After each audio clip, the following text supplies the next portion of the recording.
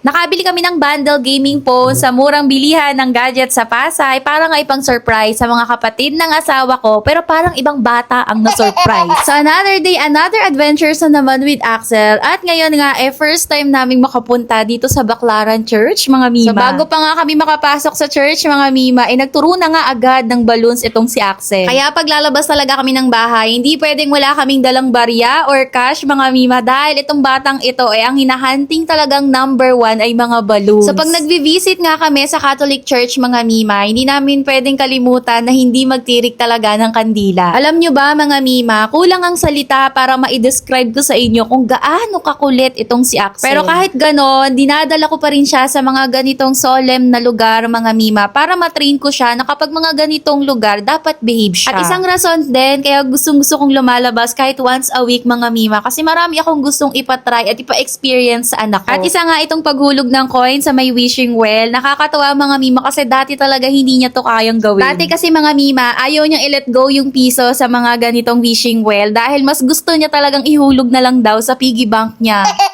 Tama nga naman, no? Mas wise yun. At dahil konting kembot na lang sa Baclaran yung Pasay, mga Mima, kaya sabi ko kay Mister na dito na lang kami bumili ng cellphone ipang surprise namin sa dalawang kapatid niya. Napanood ko kasi ito sa Blue App tsaka sa Black App, mga Mima, na murang bilihan nga ng appliances at gadgets dito sa Pasay City. Dali lang naman silang hanapin, mga Mima, dahil across nga lang ng 2 shopping center, makikita mo na nga itong bodega ni Jinka.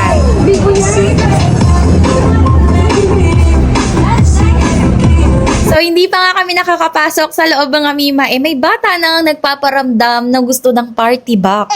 Tapos nga, pagpasok namin sa loob, mga Mima, Diyos ko, parang ang dami mong gustong bilhin dahil halos lahat, mga Mima, ay mga naka-bundles, promo at naka-sale. Kaya buti na lang talaga andyan si Jomel, mga Mima, na nagpapaalala sa akin na cellphone ang pakay natin dito, Angie, ha.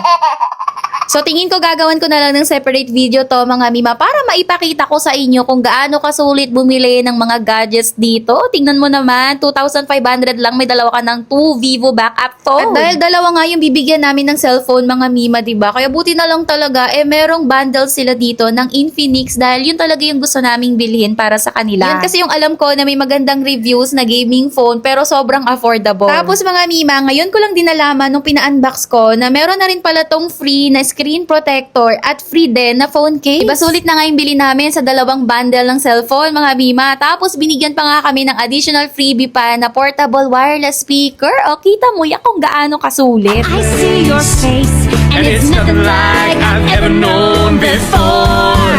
Love is an open door.